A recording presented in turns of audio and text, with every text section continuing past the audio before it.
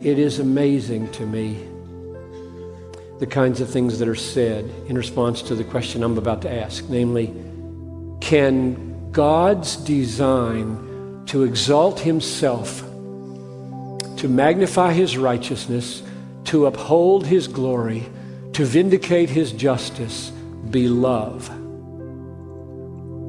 Because in the secular mindset, and so many Christian heads, that emphasis doesn't sound loving. God's self-exaltation doesn't sound loving. Now, let me give you an illustration from 10 weeks ago on NPR. Fresh Air, Terry Gross, interviewing Eric Rees, who has written a book entitled An American Gospel. She asked a very pointed question. She obviously had read the book, and she said to him, on page 28, you said, after you quoted Matthew 10:37-39, who is this egomaniac speaking these words? Would you elaborate on that? Referring to Jesus. Now let me read you those words, and you will see that his statement is not surprising. We read it and we just don't hear it the way it sounds to people who aren't religiously enculturated. All right, here's what Jesus said in Matthew 10:37. Whoever loves father or mother more than me is not worthy of me. And whoever loves son or daughter more than me is not worthy of me. And whoever does not take up his cross and follow me is not worthy of me. Whoever finds his life will lose it, and whoever loses his life for my sake will find it. I mean, what else would a person say? That's an egomaniac talking. Love me more than your mom. Love me more than your family. Love me more than your work. Love me. Value me. You're not worthy of me unless. Me.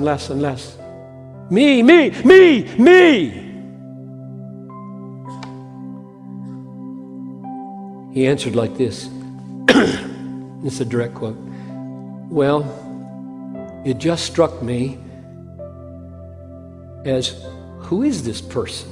Speaking 2,000 years ago, a complete historical stranger, saying that we should love him,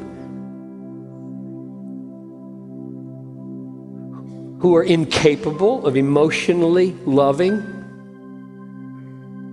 more so than we should love his own father, our own fathers or sons. It just seemed like an incredibly egomaniacal kind of claim to make. So whether it's the Father on the cross, magnifying his own righteousness, or whether it's the Son of God on his way to the cross, magnifying his own superior worth, it's a good question. Is that love? Me. Is that love? Jesus is not an egomaniac, but the question is, why not? Why not? And here's the simple answer that I've tried to give all these years in every book I've written and every sermon I've preached. Let's have this one thing to say, basically.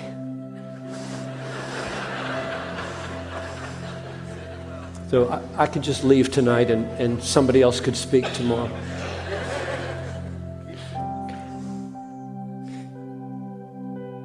This is love because the only eternal happiness for man is a happiness focused on the riches of the glory of God in the face of Christ.